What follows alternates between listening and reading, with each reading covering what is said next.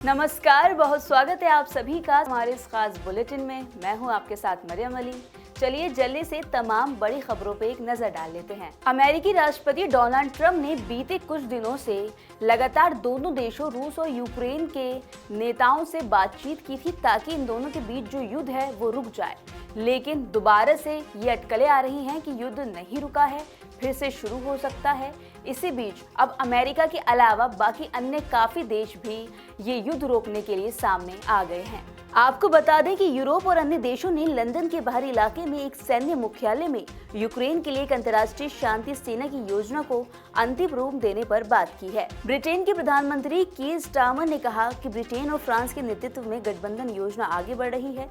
हालांकि अभी ये स्पष्ट नहीं है कि कितने देश सेना भेजने के लिए तैयार हैं। अधिकारियों ने 10,000 से 30,000 सैनिकों के बीच के आंकड़ों का हवाला दे दिया। वहीं ब्रिटेन और फ्रांस ने कहा कि वो सेना भेजने के लिए तैयार हैं, जबकि ऑस्ट्रेलिया, कनाडा, फ्रांस और फिनलैंड समेत कई देशों का कहना है कि किसी तरह से यूक्रेन की मदद में शामिल होने के लिए तैयार हैं। कुछ दिन पहले एक वीडियो मीटिंग में मैक्रोन, यूक्रेन के राष्ट्रपति वोलोदिमीर जेलेंस्की, इटली की प्रधानमंत्री जियोर्जिया मेलोनी और ऑस्ट्रेलिया, कनाडा और न्यूजीलैंड के नेताओं और साथ ही नाटो और यूरोपीय संघ के अधिकारियों समेत लगभग 30 नेता इसमें शामिल थे। इस पर रूस ने कहा कि वो यूक्रेनी धरती पर नाटो देशों के किसी भी सैनिक को स्वीकार नहीं करेगा। ट्रंप ने इस बात का कोई संकेत नहीं दिया कि अमेरिका युद्ध विराम समझौते के उल्लंघन की स्थिति में रिजर्व फायर पावर की गारंटी देगा। वहीं स्टारमर का कहना है कि ये योजना अमेरिका के बिना काम नहीं करेगी। उधर तेलंगाना के मुख्यमंत्री ए रेवंत रेड्डी ने प्रधानमंत्री नरेंद्र मोदी के विकास के दावों पर सवाल खड़े किए हैं। उन्होंने कहा है कि अगर विकास हो रहा है तो उत्तर प्रदेश जैसे राज्यों में रोजगार कम क्यों है, वहाँ के लोग दक्षिणी राज्यों में पलायन क्यों कर रहे हैं। रेड्डी ने कहा कि तेलंगाना, आंध्र प्रदेश, तमिलनाडु और कर्नाटक जैसे दक्षिणी राज्यों में बेसिक इंफ्रास्ट्रक्चर का तेजी से विस्तार हुआ है, जिससे इन राज्यों में निवेश आकर्षित हो रहा है। उन्होंने ये भी दावा किया कि औद्योगिक और आर्थिक विकास की वजह से दक्षिणी राज्यों में रोजगार के अवसर काफी बढ़े हैं।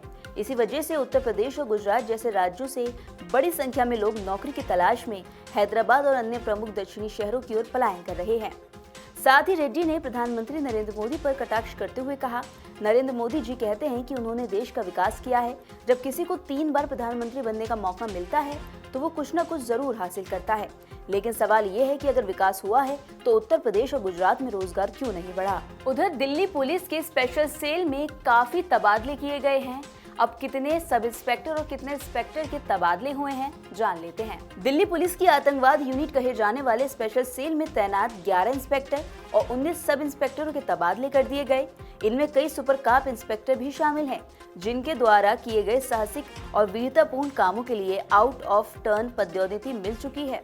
बताया गया है कि काफी लंबे वक्त से स्पेशल सेल में तैनात थे, जिस वजह से अंतर्राष्ट्रीय गैंगस्टरों के नेटवर्क को लेकर उन्हें अच्छा खासा अनुभव हो गया। वहीं राजधानी में बीते कई सालों से इन्होंने न केवल दिल्ली के कई हाई प्रोफाइल मामलों को सुलझाया, बल्कि पड़ोसी राज्यों के कई हाई प्रोफाइल मामलों को सुलझाकर पुलिस की पेशेवर छवि को काफी ऊंचा किया है। उधर पहली बार सेल में लंबे वक्त से जमे जांबाज इंस्पेक्टर और साथ ही सब इंस्पेक्टरों के तबादले भी किए गए। अधिकारियों की माने तो इससे सेल के कामकाज पर भी काफी असर पड़ सकता है। मार्च शुरू होते ही दिल्ली एनसीआर तपना शुरू हो गया। गर्मी काफी ज्यादा बढ़ गई है, ऐसे में बीच में ठंडी हवाएं भी चल रही हैं। अब ये अनुमान लगाया जा रहा है कि आने वाले दिनों में बारिश हो सकती है। तो क्या बारिश होगी या फिर तापमान और ज्यादा बढ़ जाएगा, जान लेते हैं। भारत मौसम विज्ञान विभाग की ओर से दिए गए अपडेट के मुताबिक फिलहाल 26 मार्च तक बारिश का कोई पूर्वानुमान नहीं है, न ही कोई पश्चिमी विक्षोभ सक्रिय होता है। ऐसे में 26 मार्च तक मौसम पूरी तरह से साफ रहेगा, धूप और तेज होगी और गर्मी और ज्यादा बढ़ सकती है। वहीं भारत मौसम विज्ञान विभाग के मुताबिक आज दिल्ली का अधिकतम तापमान 35 डिग्री, नोएडा का 33, गाजियाबाद का 32 और गुड़गांव का भी 33 रहने का पूर्वानुमान लगाया गया है। बात करें रात के तापमान की तो दिल्ली का 18 और नोएडा, गाजियाबाद, गुड़गांव का 17 तक रह सकता है। वहीं आईएमडी ने बताया कि फिलहाल अभी 10 से 20 किलोमीटर प्रति घंटे की रफ्तार से तेज हवाएं चलती रहेंगी। इन हवाओं के चलने से लू बढ़ सकती है। वहीं फिलहाल 26 मार्च तक मौसम साफ ही रहेगा।